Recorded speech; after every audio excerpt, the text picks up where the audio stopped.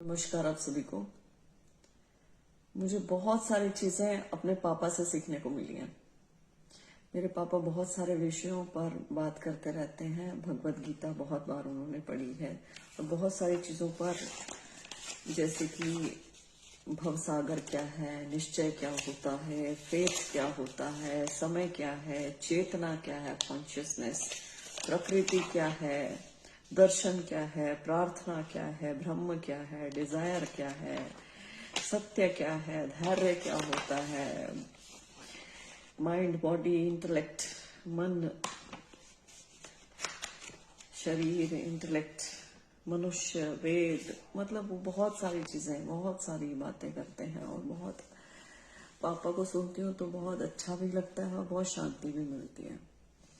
तो मैं पापा की डायरी उठा लाई थी इस बार जब आई थी, और मैं जब भी अशांत होती हूँ तो पढ़ती जरूर हूँ और मुझे इसे पढ़ के बड़ी शांति मिलती है। आज मैं इसमें से एक चीज पढ़ रही हूँ।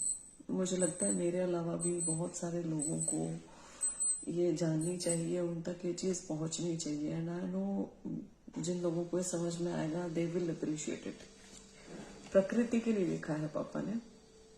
प्रकृति, प्रकृति का अर्थ है कृति से पहले, जब कुछ भी नहीं था। प्रकृति, प्री क्रिएशन, तब जो भी था, that is pre creation, is प्रकृति। पहले जो था, सृजन के पहले भी जो था। प्रकृति सांख्य का बड़ा अनूठा शब्द है। उसका अर्थ है जो कुछ दिखाई पड़ रहा है जब वह नहीं था और जिसमें छिपा था, उसका नाम प्रकृति। घटनाएं घटती हैं प्रकृति में। भोग की कल्पना और मुक्ति की कल्पना घटती है पुरुष में। प्रकृति निष्पक्ष है। फूल सबके लिए खिल रहा है। इससे दुखी या सुखी होना तुम पर निर्भर है। एक आदमी दुखी है घर में, गृहस्थी में, वह संन्यास ले लेता है, हिमालय चला जाता है, मगर उसे पता ही नहीं कि वह दुखी इसलिए नहीं था कि यहाँ पत्नी है, बच्चा है, दुकान है, घर है।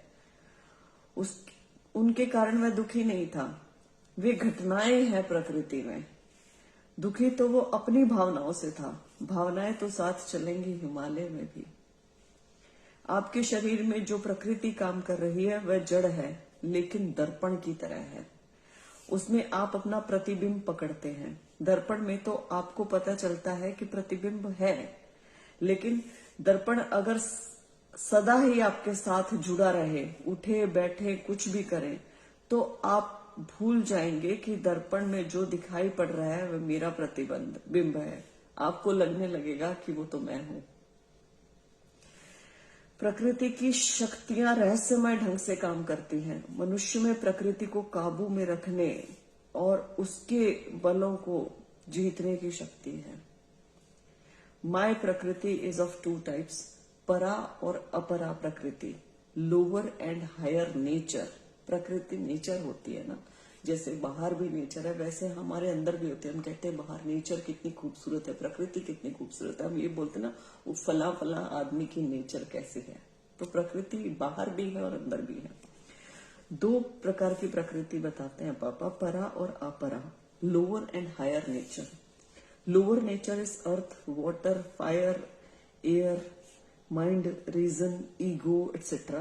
Higher nature, other than lower nature, by which the whole universe is sustained. जीव, the life principle.